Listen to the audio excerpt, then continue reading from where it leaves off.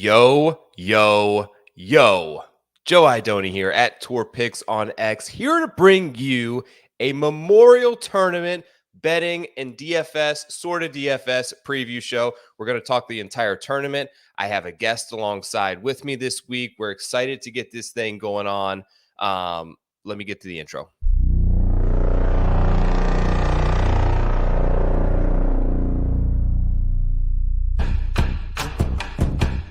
Full 9 iron for him. They're going to go nuts when he hits this thing.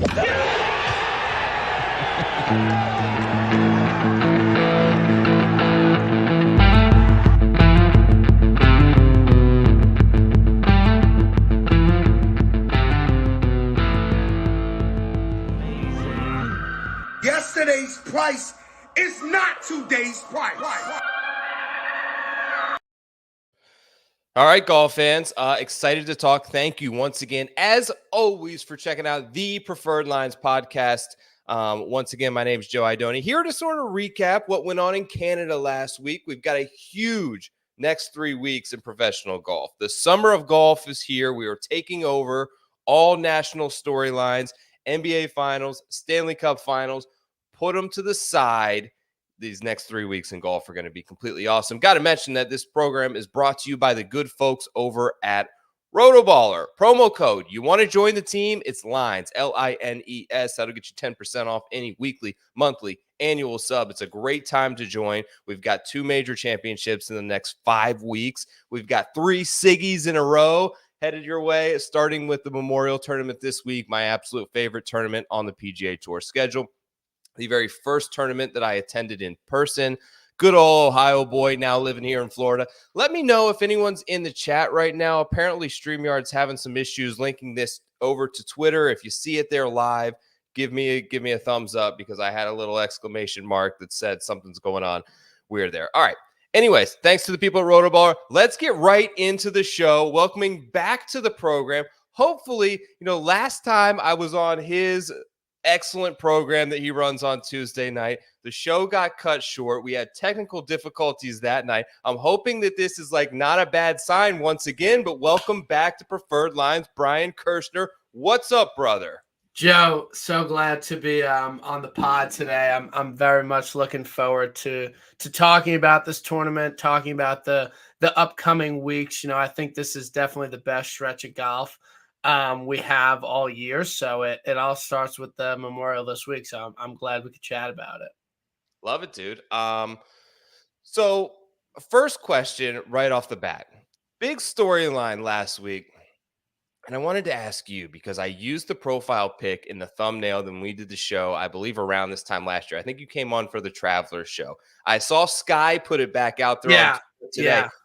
Are Sigs back? Like, Charlie Hall had a moment. Everyone's like, whoa, Zins are out, vapes are out, Sigs are cool again. Are we coming back around to the trend? How do you feel, and where do you stand on it? I personally really enjoy vaping, to be honest. And I don't have a vape on my own, but I feel like when I'm out and drinking and with my buddies that all vape, I would much rather hit like a mint flavored, tastes like candy vape than cigs. So I'm not as in on cigs as other people and Charlie Hull is.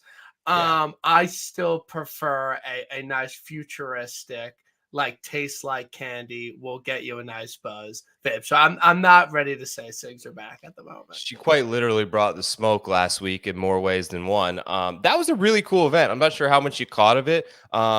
Brought back the feeling that I had of man, I love to see really hard golf courses, and got me excited for kind of what we're going to see next week at Pinehurst, what we're going to see from Memorial, which is annually one of the toughest courses. But before we get there, let's talk briefly about the Canadian Open. Do you think the Canadian Open should get signature status? Because it seems to be a huge event. They play great courses up there. We always get good finishes. I would love to see the strength of field increased a little bit, because it seems like there's a ton of support around that event every year, and it's in a good spot in the schedule where I think it should get it. Yeah, I think it's becoming and is a great event on the PGA Tour. I think the biggest issue would be the scheduling, like just where it is in the calendar with Memorial, which I think is going to be like a mainstay signature event. I don't really know how they could pull it off unless they moved it into the summer. But honestly, I kind of like the identity that the Canadian Open has of, Mhm. having a really strong showing from the patrons. Maybe not having the greatest field, but always producing a really good leaderboard. And I think another thing that's great about it is the fact that it's going to different courses where, again, we see the same courses for the same tournament every single week. So the identity of changing courses every single year to me is enough, along with the fans, that I don't know if it needs a signature event unless it wants to move in the calendar. Yeah, the thing I agree with you, and that was my inclination is like, how can you put it right before Memorial and then the US Open? But they kind of do that in a way. Yeah. Like they did it with Wells Fargo. They're doing it with Travelers this year. I don't know if Travelers is going to stay that, but we get 3 weeks in a row. I think the pros really enjoy like an on again, off again, like scheduling so that they can sort of gear up for these big time events. So I just wonder, I feel like it would be nice that maybe they get one of those statuses moving forward. They did it with the Heritage. The week after a major, I don't feel like I'm as excited for these type of events as I am in the weeks leading up to it. So I think it'd be a nice little homage to our friends in Canada who have always put on a great event up there to give them a little Siggy status next year. Yeah, no, I agree, and I'm kind of with you. Week before signature event, I really don't have much issue with, but week after, I mean, I'm gonna care about it either way. It's not as big of a deal to me, and I don't know how well it needs to be spread out. And I think the issue that the PGA Tour faces, like we just talked about, is that a lot of these events have their weeks, and that's what the sponsors are paying for. Like Right. it's tough to just move Travelers to like July or something, so they're Yes. kind of constricted in that sense. But I thought they were going to move around the signature events. They haven't yet, to my knowledge. They've been the Right. same for the past 2 years, so I'm curious to see how it looks next year. I'm trying to remember, was Memorial the week before the US Open last year? Because I No, it always felt like wasn't. it was in Canada the middle, was. right? Canada was. Yeah, that's So they right. That's flip-flopped Canada and Memorial this year okay. as to what it was last Maybe year. to kind of keep them in the run up. It's hard to know what really is going on with the schedule moving forward. Big week for caddies. Also, wanted to ask you about it. Obviously, Bob and his dad get it done. One of the cooler storylines that I think I can remember in golf. Just a 1 week step in father son thing. Like it just sort of makes you get all the feels when you see that kind of stuff like that with dad on the bag. And then we had CT Pan's caddy go out. A guy in the crowd jumped in and like carried the bag for a few holes. It brought me back to thinking like when you were at that event and you personally injured Will Zalatoris and took him out for a month. If that had been his caddy, do you think you'd be a guy in the crowd that would step in and be like, "Let me grab the bag, walk with you for a couple holes here, Willie Z." You could have a totally new role. Are you that kind of person to step up in those situations for your guy? Honestly, sometimes when I'm really frustrated at my job, I'm like, I just want to quit and be a caddy. Like, I I know, dude. love caddying. Like, I've never actually caddied in my Me life, neither. but when I play with my buddies, I'm always like soft nine or full eight. Like, I'm always talking through shots with my friends. And my friends always say, like, I always feel like I play better when I'm with you because I can talk around a golf course, reading putts and everything. I would love to be a caddy. Like that Yeah. would be ideal situation in life, even though it is very strenuous on your body. But like I see like 60-year-old dudes that are out of shape do it. Like I could do it, but it is tough to carry that tour bag for four Yeah. days in a row on hilly terrains. But yeah, Dude, I like got some if I could just drop everything, be a caddy at like a top 50 club in America, like I think about it sometimes. Yeah, a couple of my buddies like have decent jobs and they will not give up caddying like on Saturdays. He's out there double bagging it and he's like, he you get all the free perks from the members. He's got his guys that like him and they give him $200 each. It's $400 cash for like 4 hours. You're walking the course. They let you ride on the back of the cart every now and then. I'm like, I might need to get it. If this show goes in the tank any more than it already has, I may need to pick up a little caddy in action. Yeah, no, I love I love talking through golf shots Yeah, it's the best. and carrying the bag and reading putts. Like that's one of the greater joys in life for me. All right, last topic before we get to shift gears completely to Memorial. Interesting week this week. Some more stuff is starting to trickle out from Joe Ogilvy and this policy board stuff. It seems to me, and I've drawn the conclusion that as a player, being a part of the boardroom and policy board is a death sentence this year. It has crushed Cantlay. It has crushed Spieth. Adam Scott now misses his first major in 40 months. Webb Simpson died. It's like everyone who has stepped up into a position outside of the realm of being a professional golfer, I think it has genuinely hurt their career. And I don't think they should be in that role. Do you have a take there either way? Yeah, I agree. Like I always think it's very funny that in golf, like people care about who is on the board and who didn't get let back on and who's negotiating, where it's not even remotely a conversation in any other professional sport. Like I always find that really funny and interesting. But yeah, I mean, it's tough to say. Golf is so volatile and everything. And obviously, Cantlay has had, a pretty rough year to his standards, and Spieth, I think he's dealing with like an injury and everything. I don't know. I mean, Spieth had pretty big pushback when he was asked if it was interfering with his golf game, and really made it seem like it doesn't impact, and he's just trying to do the best that he can in both, and it's just like an extra job. But you have to think in some regard that it is affecting these guys' play. Yeah, they seem to be taking like offense to the notion that they aren't all in agreement, that this is distracting them from professional golf. And I think it's pretty obvious at this point that it is counteractively working against their career for a lot of these. And you see with Rory, like he finally got off the board and like has played much better this year. He had 2 wins, much better than he played last year with all those additional pressures on him. But let's talk Muirfield Village. My favorite tournament. I talked a little bit about this on the show with Byron last night. My boys, same guys who are caddy and Dallard, probably checking out the show, but we went to this tournament in high school.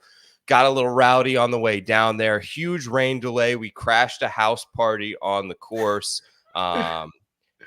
Just total debauchery for like 16, 17-year-olds that we should have never been involved in. But I'll never forget it. Fell in love with golf at that very tournament. Went back multiple years since. It's in Southern Ohio. Like, I just love the course setup. I love watching difficult golf.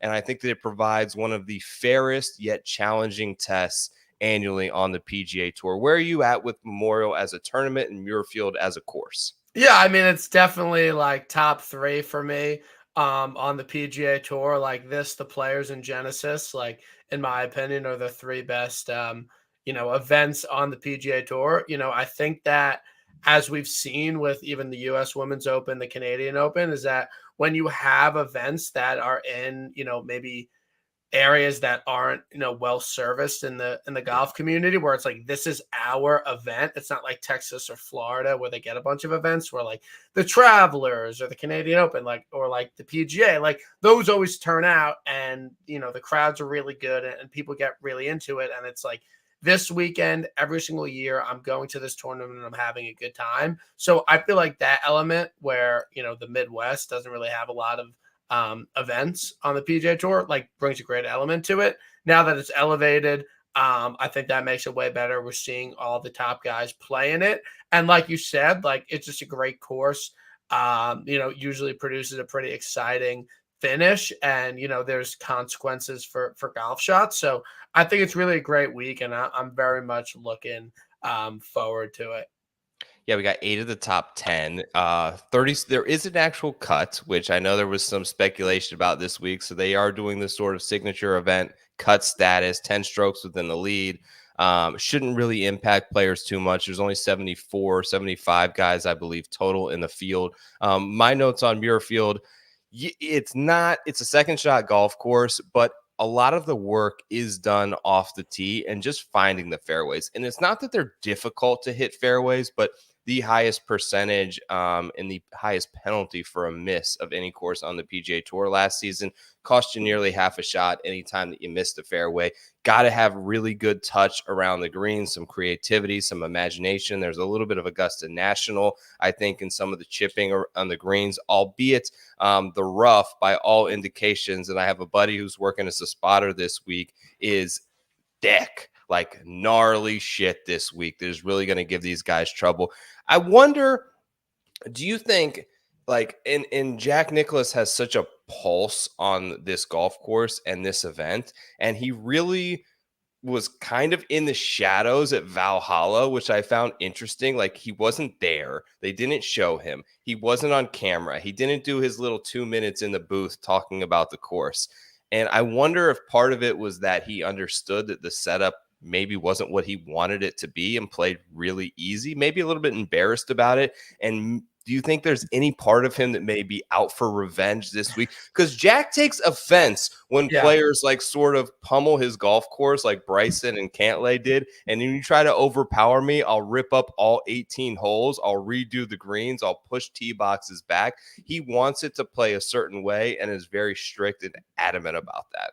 Yeah, no, I agree. I actually think that's pretty interesting that he wasn't really involved at Valhalla, and they didn't do a bunch of tributes, or, like you said, he wasn't in the booth. So yeah, I mean, I think they got some rain. I think it's going to be a little bit softer. I'm seeing a decent amount of wind Thursday, Friday. Like, I think it's going to be a pretty tough test this week, and I wouldn't be surprised if it was tougher than normal given what happened at Valhalla. And like you said, he definitely takes offense to it and really wants to be a proper test for these guys. I think my favorite moment last year was when Nicklaus was on the air and Jason Day was caught on hot mic saying, like, this is just a terrible golf hole. And I think it was 16, if I'm not mistaken. But what is a par 3 on the back? 12 or 13, whatever. That is one of the worst golf holes on the PGA Tour, in my opinion, especially when it gets firm on Sunday, the par 3 over the water. Yeah. Oh, yes. Where, like, these guys just literally, you can't hold the green. Like, you cannot hit a green in regulation on it when it's firm, like over the weekend. So I'm looking forward to that hole just because it's just impossible. And I think it's just like funny to see these guys struggle with a par 3. So yeah, I think it's a good course, and I would expect winning score to be 7 to 9 under. There's been like a lot of interesting shit that's kind of gone down at this tournament, whether it was Hideki with the whiteout, whether it was Rahm with sort of when he won, like touching and nudging the ball. There was some incidents. I remember the sort of quote unquote drivable par 4 where guys were just hitting it left up the opposite hole. I think Victor tried doing that last year. Interesting leaderboard and like dichotomy between the two players in a playoff. I love my boy Denny, but like him and Victor Hovland are pretty opposite playing styles. Like Victor, powerful, aggressive, swings hard off the tee. Both actually pretty good putters, but drastically different skill sets around the greens, yet both played pretty well. I think it's a really sneaky, the importance of putting at this. People think of it very much as a ball striking test, but when you look at Hovland, when you look at Denny, when you look at Max Homa, you look at the guys who finished inside the top 5 last year, basically the top 4 guys in strokes gained putting for the week. So really important. The other kind of sneaky one, I'm interested in your take. How much are you factoring in sheer power and distance on a 7,500 yard golf course? Yeah, I mean, it's for a par 72, like, it's not like that long. Like, it's not like super overpowering, like given the 4 par 5s. But again, like you said, like, we've seen short knockers kind of win here. I think it being a little bit softer this week, like, it's definitely going to play in a factor. The vast majority of these guys are long enough to contend here and play well here. I think it's an important factor, but I do think you can make the argument that if you're not, super long off the tee, you could still get it done at this course, given Denny McCarthy, given like Willie McGirt and Lingmerth and Morikawa. So It's one where I'm not like, you absolutely have to be a huge bomber. They did after the 2020 Memorial. Like the scenes ripping up greens while players are still on the course. Massive renovation took place. It's obviously played harder since then. Some players have been critical of it, but they reworked all 18 greens. They resodded them with a new bent grass. They played pretty firm. I'd expect them to be a little bit softer this year because they had some rain early in the week and last week as well. And they've just kind of been able to settle in. But the course was lengthened. The court, many of the greens were not only just resodded, but taken to a different spot and completely redone. How much, it's always been a good course history spot. How much are you willing to go back beyond like 2020 and look at course stuff? Or are you mostly focused on what we've seen like the last 3 years post renovation? Yeah, I mean, I think Hovland, it's kind of interesting because he didn't have great history at the Memorial, like this event, but he did have, a runner up when it was the workday. I don't know why that happened or like why they had it for 2 weeks in a row. I don't understand the logistics of that, but like there was nothing you could really point to from Hovland like at the same event that you could say, okay, like he's going to win, but you could point to that super easy year. So I do think that like it's still the same course. Like I wouldn't fault the guy if he only played well that year, but didn't have a lot of good results and, the true Memorial tournament. So, if someone played well here in 2017, 2018, like I don't have an issue with it. Like I still think it's a benefit. I don't think you like need to have a stellar result in the past 3 years here. All right, let's talk some guys. Let's hit the board.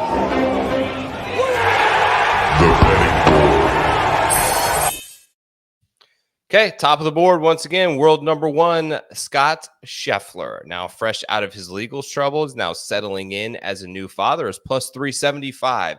Second, now it's Xander at 9-1. Actually, there are 10-1s popping up on Rory this week. All three players in great form. We don't have to spend much time on Scheffler. Xander getting the huge gorilla off of his back. I've actually been like, where are you at on Xander? So before this happened, I was like, such a dud, no personality. Like, give me some life, give me energy, give me aggression, give me emotion, give me the things that make me want to root for you. I feel like I got aggression at Valhalla. A lot of the stuff he's done, whether it's part of my take or different interviews that I've seen, like I actually think dude's pretty chill. Where are you at with Xander? Yeah, I've always thought Xander was like more interesting and funny than he led on the PGA Tour. Like I'm happy he got his major. I'm ready for him to really level up and truly be, an elite on the PGA Tour and an elite in the game of golf. So I do think that again, we've seen him win back-to-back starts. So I think he's live this week, but I really do think that he's a more interesting person than he lets on and that people give him credit for. I actually have interest in the betting price. Like I'll be the first to admit I was not here for 16-1s on Xander at the PGA Championship. And now I look like a total hypocrite for considering a 9 or a 10-1. But he's the second best player in the world. And I think that he is better than Rory. I think that he's proven that from a consistency standpoint all season long. I think he's the closest thing that we get to Scotty right now. You mentioned sort of obviously the mental aspect of golf, which we know is completely huge and often underrated. Getting that win meant a lot. How he did it, I think, meant more. Having to make birdie on 18, the stance from the bunker with it sort of like up around his shins, and every instance I can think of Xander in the past would have taken like a 7-iron and laid that up and tried to get to like 150 yards and make birdie. The fact that he played that very aggressively and made the putt, I think was huge for him. Plays great here at Memorial. Shot a 40 this week in the practice round. No chance. He's dead. He has no chance now. Absolutely dead, right? He could never win after that. Yeah, no, I mean, he can't shoot 40 in a practice round and expect to be good. No, but honestly, it's a great course for him. I mean, Yeah, he has no weaknesses in his game. Like, he none. genuinely does nothing bad. He's a great putter, great chipper, great long iron player, great wedge player, great driver. Like, he Yeah, genuinely is the most complete player on the PGA Tour, without a doubt. So, I mean, this is yeah. always a great spot for him, and I expect him to be in the mix this week. And I'm just in a mix where I have major question marks around the other guys. Like at this moment on a Tuesday, my first bet in is at 40-1. So I'm now between like, I don't like Colin. Do you like Colin? Yeah, I bet Colin. I bet him Okay, at give me 60. some reasons that you Yeah, I want to mean, back. I think that this spot has kind of rewarded the guys that are due, like that deserve a Hmm, win, that have been playing really well. Like we saw that with fair. Hovland last year. Rahm, the year he won, he was having a good season. Same with Cantlay, even though he didn't actually win the tournament. And he's just been mixing hard all year. And I trust Colin Morikawa in the mix. And, again, he's won at this course, a Bellet, it was playing a lot easier. Yeah. But I don't know. I just think he's going to be in the mix. It's a great course fit for him. He's due for a win. I trust him in contention. He's chipping well. He doesn't have to get to 20 under. Like at 16-1, like, I'm in on it. Like I have Yeah. no real issues there. I think so. Not going to bet Scotty. I think I'm lukewarm on Rory only because I don't think he has great course history here. It's one of the one tournaments that he hasn't won yet. I think that first, fourth, and like his last four starts, he's put up those type of numbers. Now, one being at the team event. He's critical of many of the renovations that they did of the course also. So I don't know that he loves this spot. So I'm kind of between potentially Colin. My concern with Colin is when I zoom out a little bit, and maybe it's fixed because his last two approach starts have been great. But for a player that hangs his hat on that category, on ball striking, on hitting 150 to 200 yard shots better than anyone else, if you kind of zoom out a little bit and look at his last 36 rounds, it's not very good, man. He's like ranked like 60th in those two categories. So the fact that I think his biggest strength is not firing on all cylinders is what's concerning to me. Yeah. No, I agree. And I That think in the last two starts. before Colonial, like it wasn't Yeah. great. Like he wasn't playing normal Colin Morikawa golf, but the start of Colonial, like I'm in. And honestly, like what he did at the PGA Championship, where he's so much further back in the fairway than a lot of these guys, Mhm. and he's ripping 5-6 irons and was making a ton of birdies and a ton of putts. Like I saw enough from his iron game there because he was just hitting so many long clubs into these greens that I just think that it will be easy for him to do it again this week. And he's so accurate off the tee, hits a fade. Like I just, 16-1, like 14-1, like he's just who I want to bet under 20-1. So no Hovland then. No, I'm someone misunderstood. I was saying before last year, Hovland didn't have good results. He only played well at the workday. I know he won. Yes. This event last year. Just want to clarify that. No, I mean I was on Hovland at a big price at the PGA. It makes sense. Like he's at a good number. I trust that his game is back. I just don't love, the defending champ, and it would be a lot to win in after his only good start Yeah. of the year. Like, I think it might be a little bit too much too soon. And I think there's a lot of good prices on a lot of golfers down the board. And I didn't want to restrict myself that much by betting both of them. Like, I just prefer Colin because I just think he's more ready to win right now. Yeah, I think I would agree with you there on Colin. Fourth, 16th in his last three starts sort of proves that. 16th was the worst, back-to-back top five finishes. That doesn't even include the Masters, which he played really well. And we've really seen one good start from Vic. Now, he spoke today's presser about the fix, obviously, with Joe Mayo. I can't imagine it's that easy. And you go to one coach and it's one great week and he's fully back to being a top five player in the world. I think I'm just going to need to see it again first. And if I get burned on an 18-1 on a back-to-back winner at Memorial, so be it. Yeah, and also, like, to me, I mean, he was like 20-1 last year, so he's a lower price having a way worse season.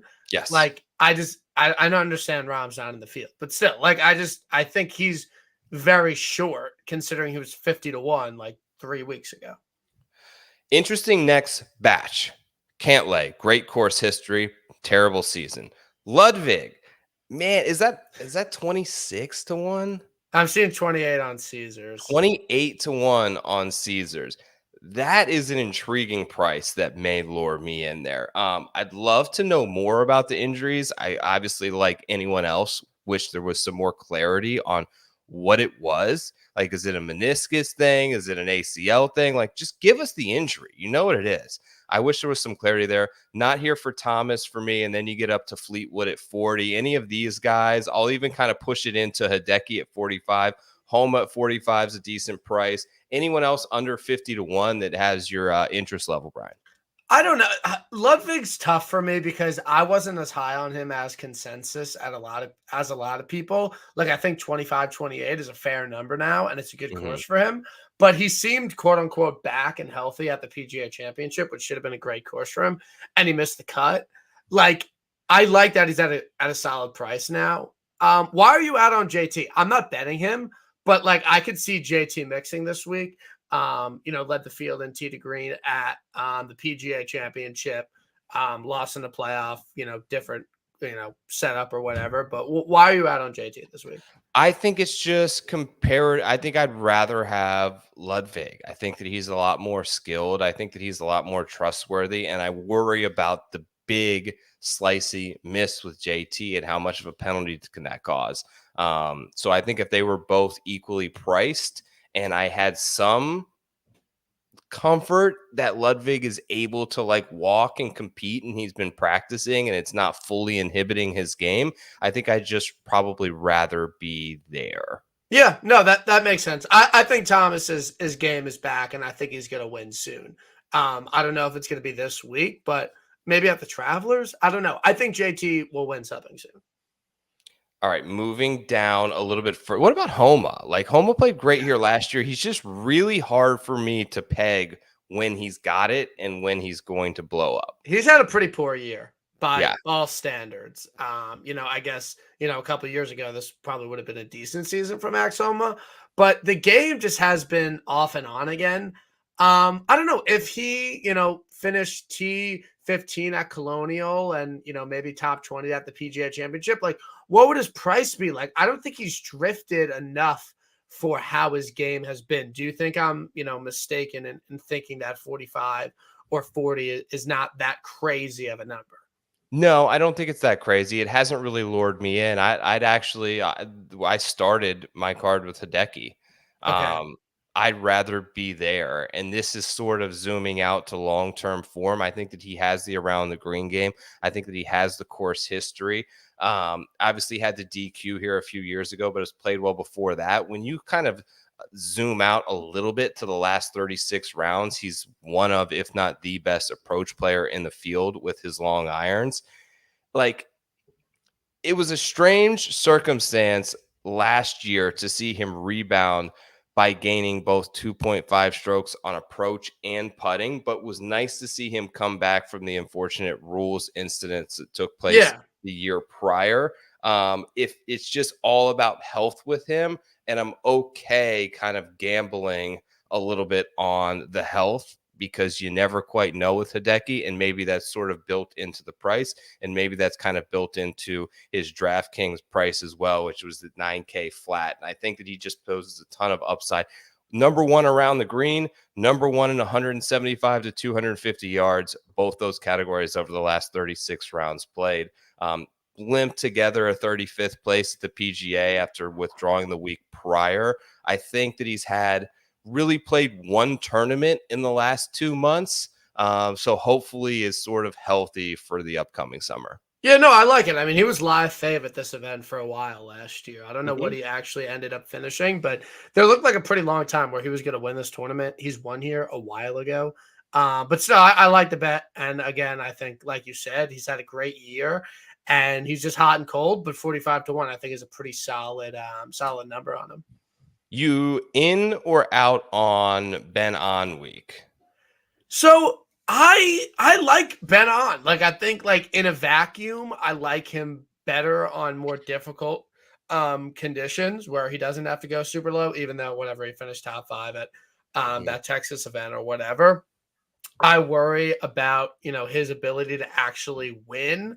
But he's been playing some really great golf this year. Had him at the Sony, bet him a couple other times. He lost in a playoff here to Bryson. It makes all the sense in the world. Like, I think he's a very solid top 5, top 10, top 20 pick. I don't know if I'm going to get there outright, but I'm very close. It's just, is he actually going to win this tournament? Right. That's my concern. I did bet it on Monday.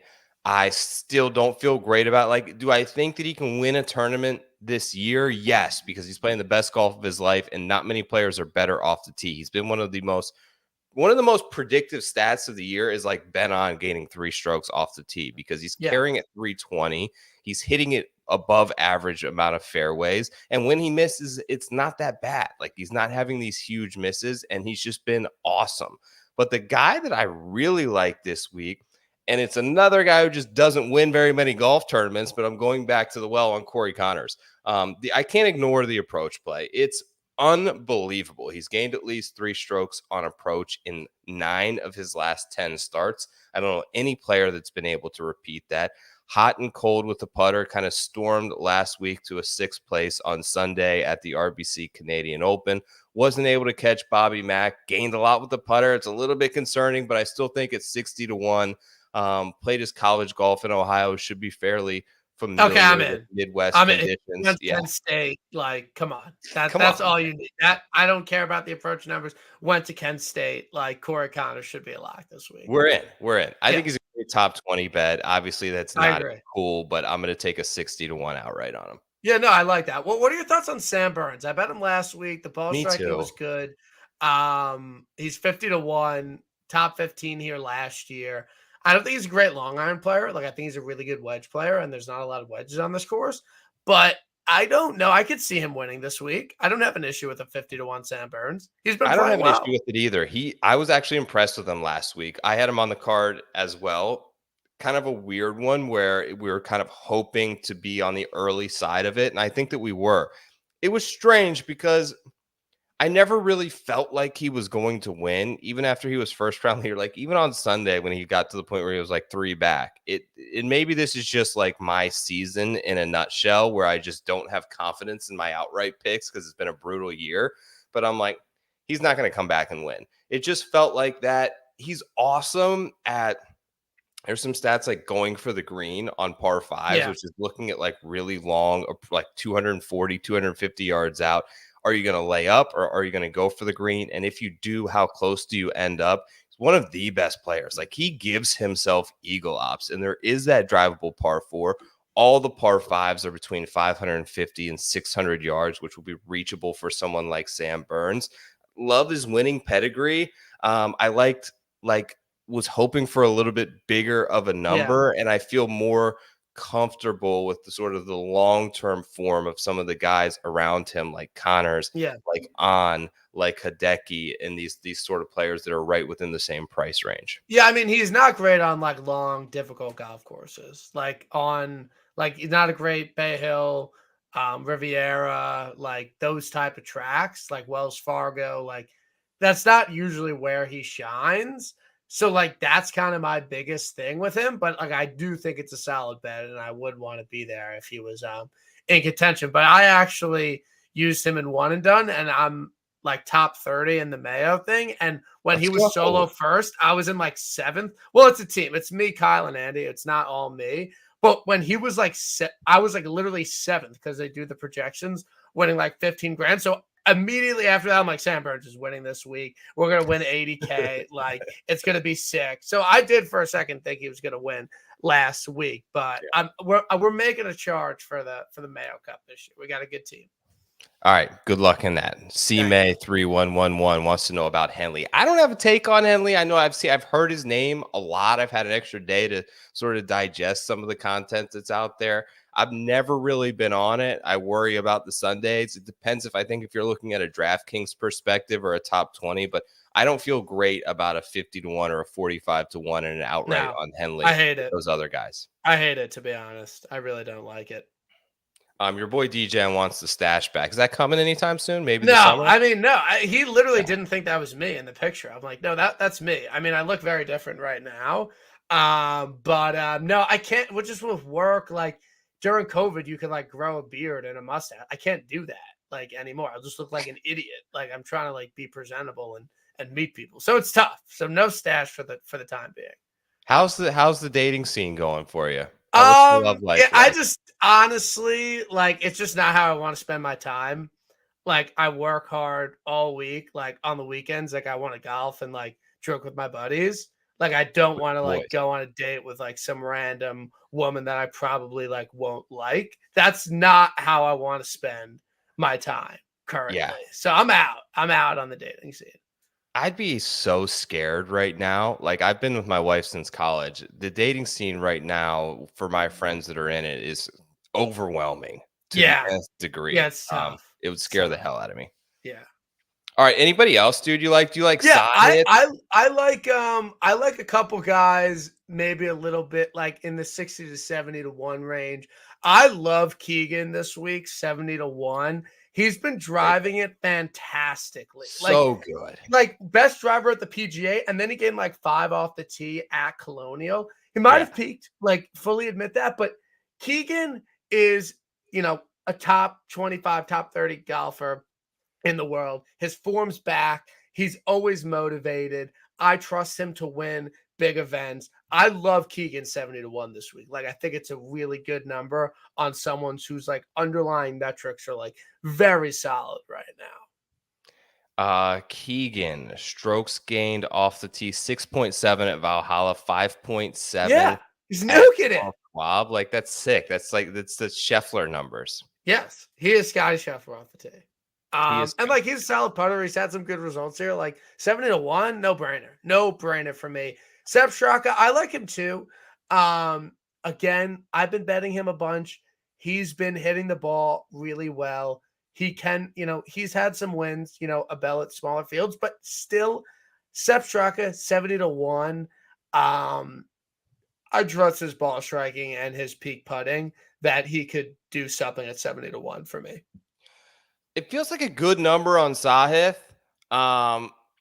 Here's the weird thing, dude. When he came out of school, I was like, loved his short game. I'm like, his fucking hands around the green. Like, dude's got a set of mitts on him that are ultra soft. Like, he gets these little flop shots. He plays really good out of thick rough. He's got a multitude of different shots he can go to. But sometimes he'll just blade one through the green. And he ranks 72nd in a field of like 74 this week in strokes gain around the green. And that just does not get it done at Muirfield Village. The other thing is sometimes he tends to, when he misses off the tee, he misses big. And the missed fairway penalty is severe here. For those two reasons, I'm out. But I just think that he's so supremely talented. This feels like we've seen this event be the catalyst and a stepping stone for like Hovland last year. Like you win a massive event like the Memorial in a huge field in Jack's event, and then you all of a sudden you go on to win 2 playoff events and you're in the Tour Championship. Like that wouldn't blow my mind if that was like the summer of Sahith this year over the next 2 months. Honestly, this year he seems to be a fade at 20 to 1 and like a buy at plus 50 to 1. So like for that, I'm in. Also, I never bet this guy. Always get him wrong. Don't care. Betting him this week. Big Tone, 65 to 1. Are you in? Price. Are you in? I'm not in yet, but it's a huge price that I'm staring at. Like he don't belong here. Yeah, he gained like 9 strokes on approach at the PGA. Played well at Colonial. Like hits a fade. Has a pretty complete game. I always get the guy wrong, but like 65 to 1 on Big Tone, that's easy. Like that, I'm betting that with the way he's hitting the ball right now. And he's, flirted with being a good putter. Like he putted decent at the PGA for a couple of rounds. I don't know what he did putting at Colonial. I'm sure he lost, but like, I don't know. Finau 65 to 1, the way he's been hitting a ball, easy bet for me. Like I'm in, and I never bet the guy. Okay, Finau, yeah, he's not. You're right. He's been putting okay. He's like losing That's all we need.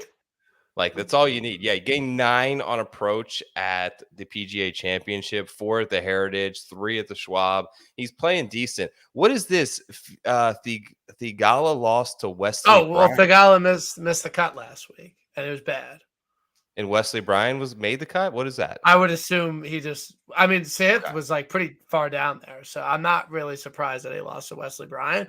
But Theeg's been like miscut T4, miscut T5. So like dude. I condone a Theeg's bet this week. I'm just not there. Yep. Any bombs? Okay, I'll give you a weird one that I took and talked to Byron a little bit about it last They night. played a YouTube video, I guess. Wesley Bryan had Theegala on his YouTube channel. Oh, on the Bryan Bros channel? Yeah, thanks for ruining it for me, Connor. Like I was getting ready to but that is funny. Bryan Bros channel is actually pretty I sick. honestly am a bit surprised that Big fan of George Bryan. Yeah, he's good. Crushing that he got missed out of the Myrtle Beach qualifier. Yeah. I think they still gave him a spot in the field. Okay. I think they did. Yeah, they did. 2 guys over 100 to 1. I'm interested in both. Wondering if you have a take on either. The first one's Austin Eckroat. The second one's Justin Rose. Rosie has had like 2 decent weeks out of nowhere. Like he was having an awful year. If you look at any sort of site that keeps track of strokes gained, it was bloodbath red. All of a sudden he pops at the PGA, follows that up. His 2 best weeks across the board have been the last 2 weeks that he's played. Done pretty good at Memorial in the past, plays well at Nicklaus courses. Eckroat, the same thing. Good appearance last year in his debut. Checks a lot of the boxes for the skill sets that I'm looking for. Won the COG this year, which is a Nicklaus design. Those 2 guys at 125 to 1, I think make decent like top 20, top 40 bets, but I might throw a little sprinkle on him outright. Yeah, I like Eckroat. He played well at the PGA. I think good comp. Rose also played well at the PGA. I don't think either of them are winning, but like you said, first round leader, top 20, top 5, top 10. I'm fine with all of that. What about Big Dick Rick? Ball striking, it's been solid. He's had some good results. He was relevant in this tournament last year. Has ball striking been solid? I thought so. I made that up, but I thought that he was hitting the ball a bit better. And I think that he cannot win, like for sure, but maybe like he could. No, he actually hasn't been good. I take that back. He hasn't been solid, but great ball striking week last week at the Schwab. Almost gained 8 ball striking, just lost a ton around the green. Should be higher odds, but I could see Rick first round leader this week. I'm looking now. It feels like a big number at 100 to 1 on a major champion that you hit last year, Brian Harmon. Is he just playing like crap right now? I don't. Like he's lingering. I'm out on Harmon maybe ever winning a PGA Tour event again. Like I don't think that winning that. I think he just ever. I don't know if he'll. The approach numbers have been good. Won Sawgrass.